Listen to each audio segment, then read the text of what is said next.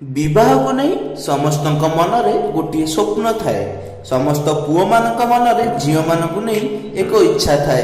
किछि युवक पतला झील सह विवाह करने को इच्छा करती तो किछि युवक मोटी झील सह विवाह करने को इच्छा करती, किंतु प्रायतः देखा जायछि कि युवक माने पतला झील प्रति अधिक आकर्षित होइथांती और यही कारण अटे कि विवाह पाई से माने पतला झील को ही चाहती।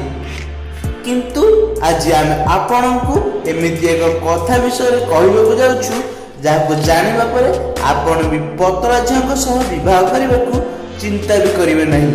आपण जानी आश्चर्य हे कि मोटी झील सह बह करने द्वारा एत लाभ मिलता है कि आपण स्वप्न भी पतला झील विषय से किसी चिंता करे।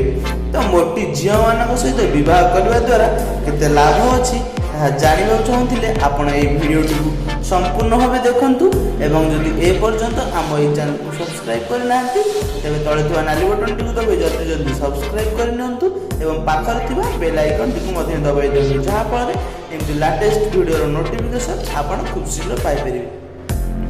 मोटी झील सहित बह करने द्वारा शॉपिंग खर्च कम होता है, कारण मोटी झील माने कपड़ा मामला बहुत सिलेक्टिव होती।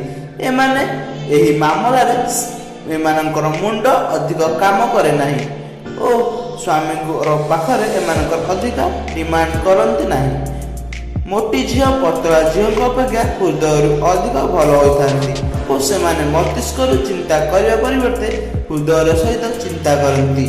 मोटी झील मन में क्या प्रति घृणा न थाए, यह सहित से ससुर घरे भी समस्त ध्यान रखती।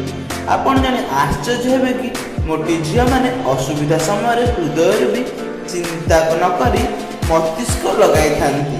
हृदय क्या प्रति शत्रुता मनोभाव न थाए। एमाने निजर ससुर घर लोक मान मन विवाह प्रथम दिन ही जगह करती। जदि आपण को आमर ये भिडियोटी भल लगी तेज या लाइक करूँ, शेयर करूँ एवं एमती नुआ नुआ वीडियो आम चैनल को सब्सक्राइब करूँ।